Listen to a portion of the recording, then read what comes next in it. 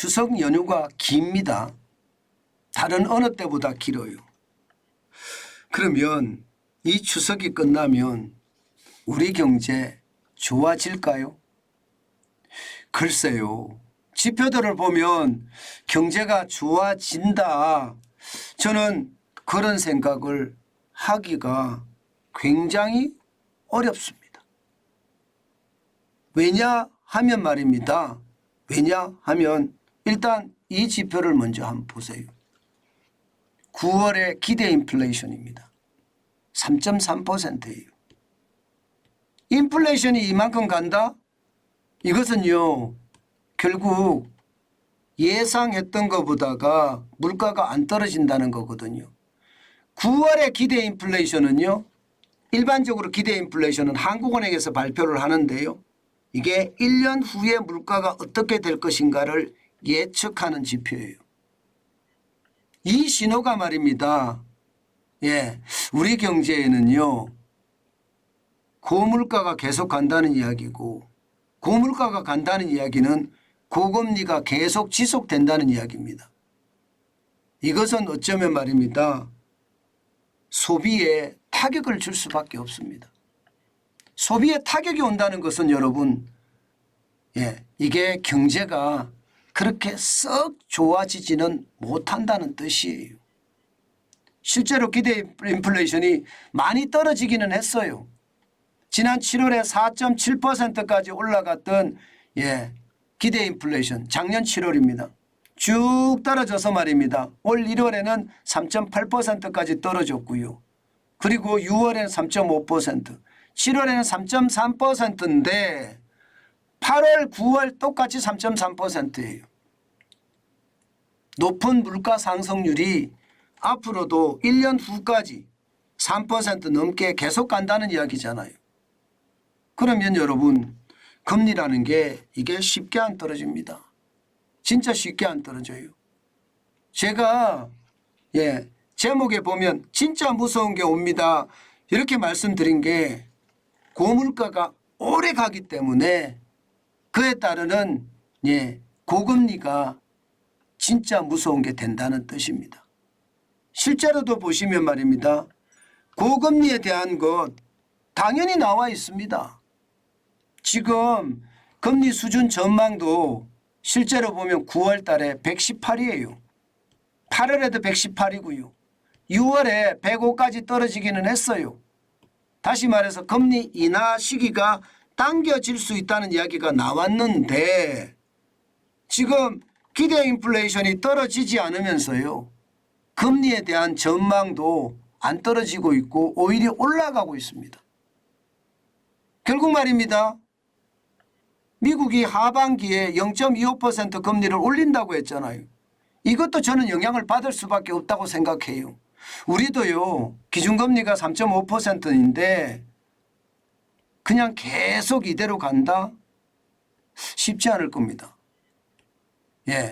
한미 금리 역전이 현재 2%예요. 미국이 0.25%를 올리면 한미 금리 역전이 2.25%까지 커지거든요. 괜찮을까요? 저는 괜찮지 않다예요. 그만큼 말입니다. 이 고물가와 고금리가 그만큼 충격을 준다는 겁니다. 실질적으로 말입니다. 소비자 심리지수도 그래서 빠지고 있습니다. 지금 보시는 것처럼 말입니다. 7월 달에 103.2였거든요. 8월 달에 103.1까지 빠지더니 9월에는요. 기준선인 100 아래입니다. 99.7까지 빠졌어요. 굉장히 많이 빠졌죠. 결국 말입니다. 고물가 그리고 고금리 거기에 따라서 심리적인 붕괴 그것이 말입니다. 소비에 영향을 미친다는 이야기입니다. 저는 지표를 가지고 늘 여러분들에게 말씀을 드리잖아요. 지표를 볼 때마다 제가 섬뜩섬뜩한 게요. 지표가 나빠요. 절대 좋지 않습니다. 그런데도 불구하고 말입니다. 집을 사겠다는 것은 굉장히 강해지고 있어요. 저는 이게 이해가 잘 안 돼요. 지금 한국은행이 똑같이 발표하는 내용인데요. 주택 가격 전망을 보면 말입니다. 기준선인 100을 훌쩍 넘었습니다. 지난 6월에 100을 넘었고요. 7월, 8월, 9월 가면서 계속 더 올라갑니다. 9월에는 110까지 올라갔습니다. 110. 110이라는 건 여러분 과거의 어떤 지표를 보면 2020년 3월에 112였거든요. 2021년 7월에 107이었습니다. 어떻게 생각하면요. 주택가격 전망이 계속 올라간다는 거예요. 집값이 계속 올라간다고 지금 이야기하고 있는 겁니다. 기준선이 100보다도 110이 되니까 한창 올라갔잖아요. 물론 말입니다.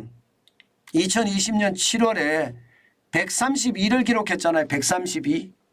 132보다는 낮아요. 12월에 130보다도 낮고요. 2021년 1월에 129보다도 낮은 건 사실이에요. 그러나 110이라는 숫자 저는 결코 낮은 숫자가 아니라고 생각합니다. 그만큼 말입니다. 시장의 불안감은요. 저는 크다 이렇게 생각해요. 왜요? 아니 물가가 계속 올라간다고 제가 말씀을 드렸잖아요. 물가가 계속 올라간다. 기대 인플레이션이 계속 올라간다. 이렇게 말씀을 드렸잖아요. 물가가 고물가가 되면 금리도 계속 올라간다. 이렇게 말씀드렸습니다. 금리도 계속 올라간다. 여기에 소비자 심리 지수까지 붕괴했다. 100이 무너졌다. 이런 상태에서 말입니다. 집값만 계속 올라갈까요? 집값만?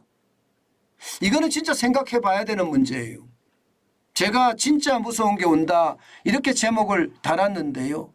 그만큼 말입니다. 지표로 봐서는요.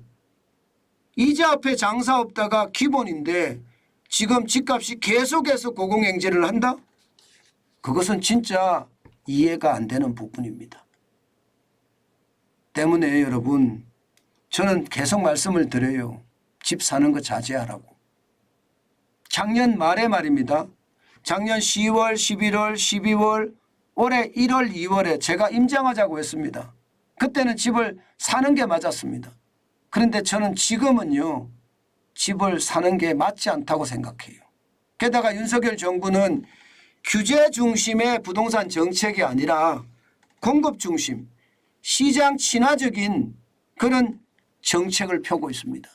그런 것을 감안을 해보면 결국 말입니다. 어떤 식이든 집값을 잡으려고 들 거고요. 그에 대한 이자는 지금 계속 올라가는 분위기거든요. 감당하기 힘듭니다. 진짜 여러분 집값은요. 지금 요지경이지만 분명한 것은요. 이자 앞에 장사 없다가 저는 현실이 된다고 생각합니다. 때문에 여러분 신중하게 또 신중하게 생각했으면 좋겠습니다.